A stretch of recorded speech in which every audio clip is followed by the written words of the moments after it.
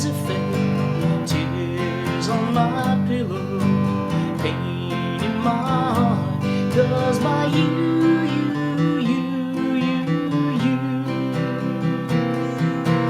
love is not a gadget, love is not a toy. When you find the one you love, she'll fill your heart with joy. If we could start anew, I wouldn't hesitate. Tears on My Pillow by Little Anthony and the Imperials. If you thought, why are you playing it this fast? It is because I've always known it by Sha Na Na.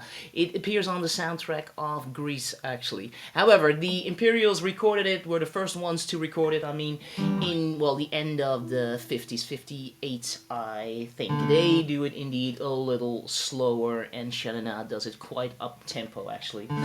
So, there are, other than that, there are not that many differences between those two versions, so I kind of like get into both of them in this lesson, because you know the chords, the progression and all that is really the same. There are a couple little things, like at the end of the bridge, for example, they would go from, well, I tell you about it in the lesson,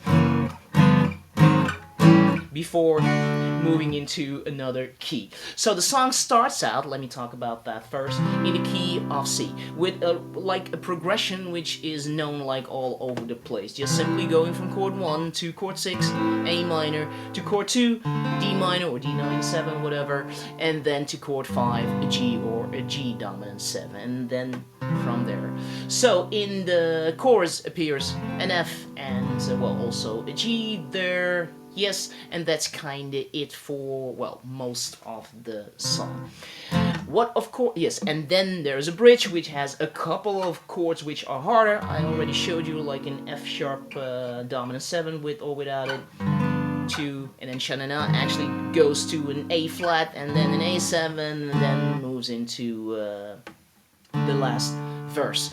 So both versions indeed raise it with a whole step, and then you get to D. Same progression, of course, from 1 to 6, which is B minor, to 2, which is E minor, and then to A, which is 5. So I show you all this and how it goes, of course, in the lesson. If your level of playing is already, well, a little more into the intermediate stage level there, or if you're ready for it, then I would say it would be very nice if you can incorporate little bass lines. And there are, like, indeed little, but of course you need to be able to pick them out with the strumming hand. I'll tell you about that in a sec. But it starts out with this G, A, B, C. And then you pass a B in the bass. A, B, C, D. And back to G. G, A, B, C. You pass a B in the bass. Like so. You already heard me play this. So that is indeed, it gives really the song its sound and its feel, I suppose. Then again, if you're just starting out and you just want to strum your way through it, that is totally fine as well. Anyway, I show you this, of course, in close-up, everything that I already talked about. Let me talk a little bit about the strumming hand for now.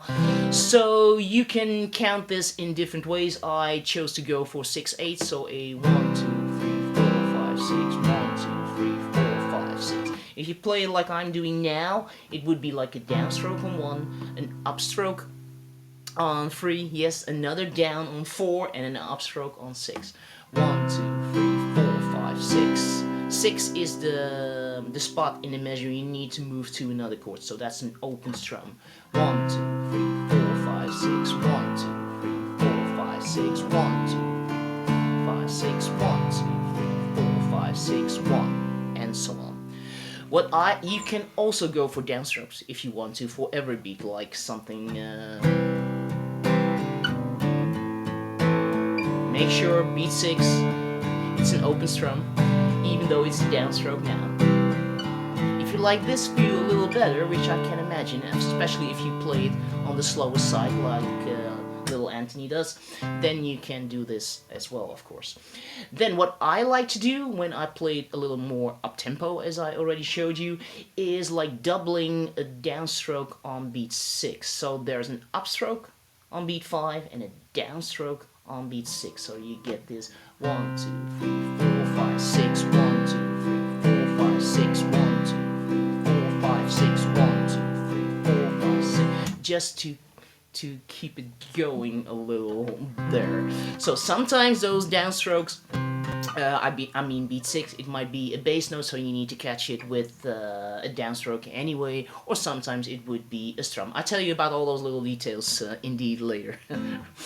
Now, so there's actually quite a bit in there if you think about it while I'm talking now, but doesn't have to be. You can also just, keep it all very simple, just move with me through the progression and strum along and play along and so on.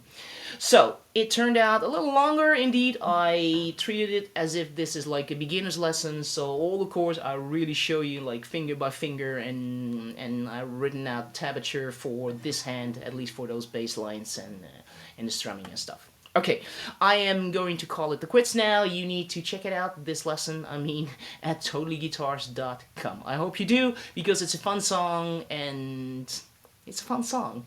Learn it.